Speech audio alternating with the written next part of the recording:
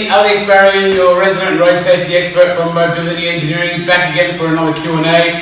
Thank you very much for sending in your questions. We love those questions. Keep those questions coming in. And as I always say, thank you to my trusty and famous subscribe pillow. Please hit that button that looks a little bit like this, somewhere down there. We'd love to have your supporters to get us to 1,000 subscribers.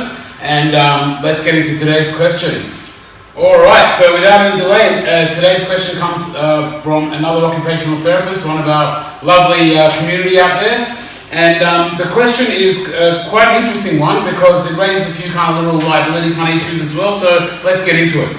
So the question is a crash-tested wheelchair still deemed crash-tested if the power assist wheels that originally came with it have been changed with new power assist wheels from a different company that are not crash-tested? So basically what we had was a wheelchair with standard wheels, and the wheelchair was already crash-tested and everything that you got from the manufacturer was crash-tested. Then what this person has done is gone and changed the wheels from another wheelchair or from another supplier, and the new wheels that they've put on are not crash-tested. So then what does that do to my crash testing and to my certification?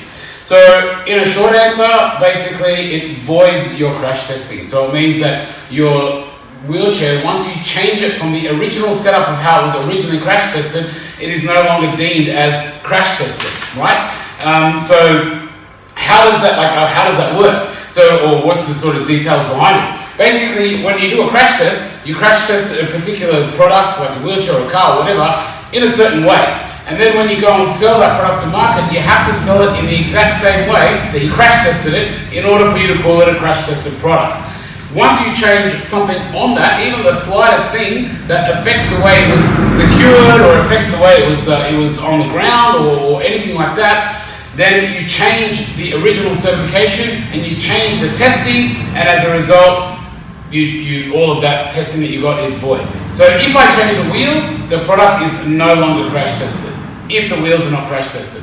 So what happens there and what do I need to do?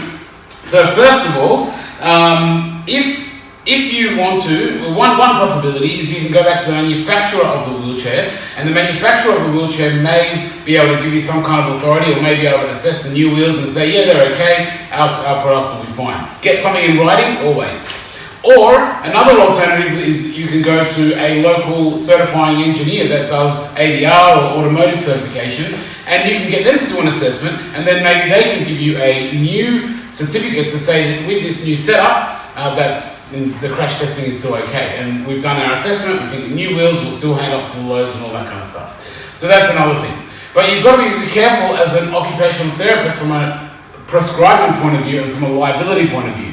So this thing came in from an OT, and the backstory behind it was that they actually prescribed the wheelchair with different wheels, and they were worried that what they prescribed is no longer crash tested, now they're going to be liable. And yes, they are going to be liable, because what they've done is they've told the person, hey, go and put these wheels on there and you can use it for transit, and you can't use it for transit because it's no longer crash tested with those different wheels. So hopefully that helps. In a nutshell, if we change anything from the original crash testing certification setup, it is no longer as per the original crash test, so it's no longer authorized as a crash tested wheelchair.